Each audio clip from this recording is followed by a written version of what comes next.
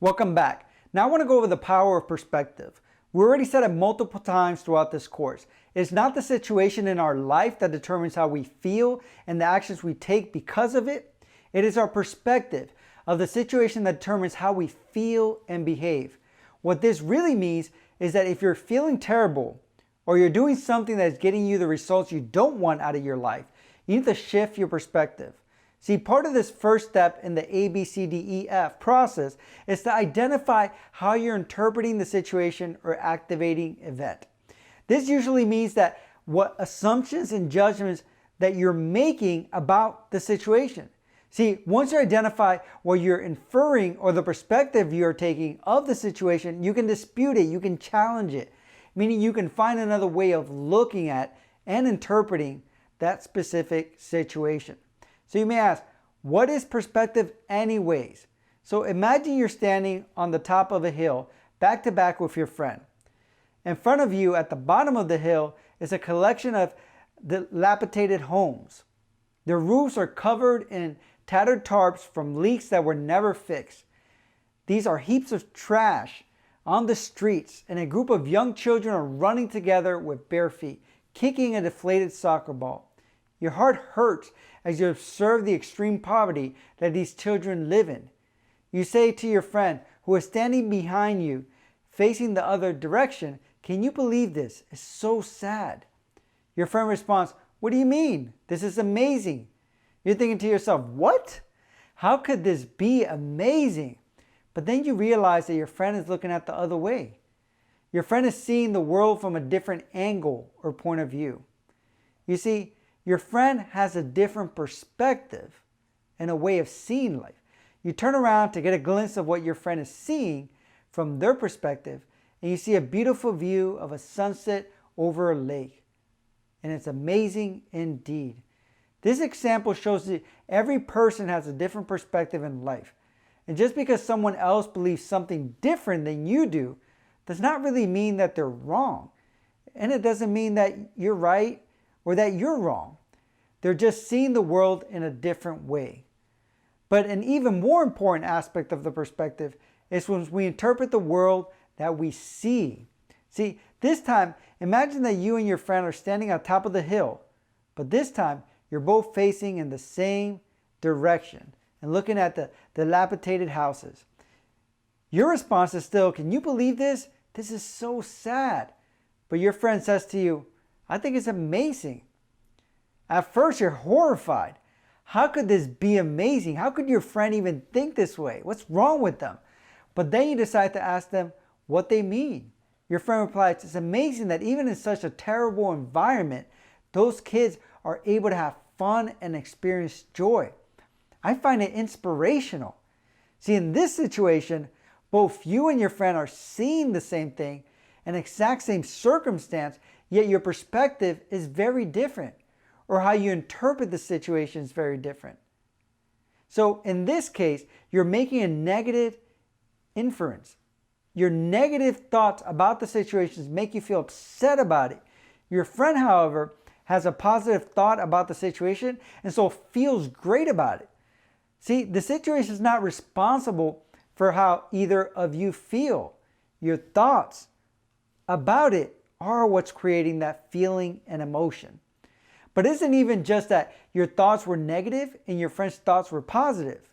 See, another factor that impacts your reaction to this situation is what you're assuming about it.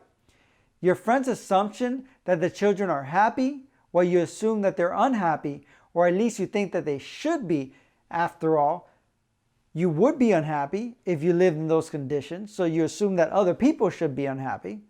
So this story shows that there are two ways your inference can become problematic. One, you can make incorrect assumptions about a situation. Two, you can interpret the situation in a negative way. So first, let's look at the assumption. No matter what's happening in our life around us, there's always a limit to what we actually know about what is happening. We can't see what is happening that is right in front of us. We don't know what's happening previously. We don't know how much the people involved, and we definitely don't know what they think or feel about the situation. It may be very different than how you would feel about the situation. But our brains love certainty and always seek to form conclusions. And so we make assumptions about the situation. We specifically make assumptions about whether or not we believe the situation or people involved are meeting our expectations or our demands. Whatever we don't know, we fill in the gap. We create the story within our own brains.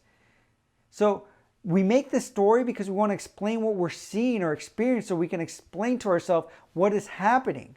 Then we believe our conclusions about the situation, and then we look at it as a fact, that it's just reality. But the truth is that we're almost entirely wrong.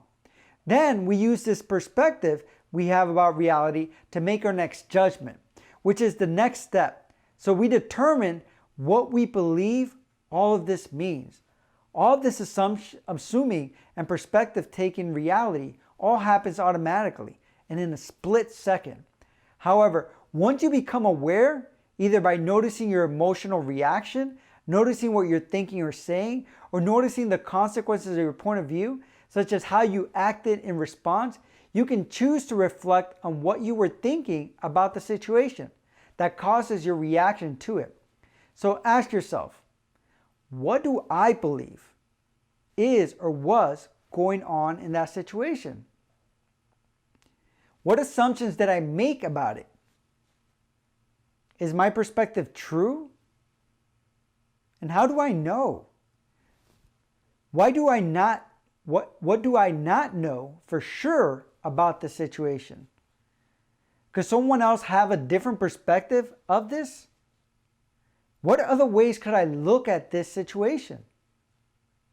In what ways could I choose to look at the situation in order to see the good, feel more positive about it, or find the silver lining? And this last question is important because the way that we interpret a situation determines how we feel about it, and how we feel ultimately determines our experience as well as our behaviors. So if the situation is what it is, which is always is, the first step is to try to interpret it rationally and accurately by recognizing that there's much we do not know about it to start with.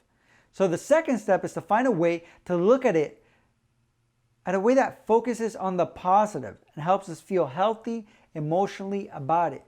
So why does this matter? Because feeling bad about anything does not make the situation any better. It doesn't help us. So if you're going to have to be stuck waiting in line anyways, you might as well enjoy the experience, right?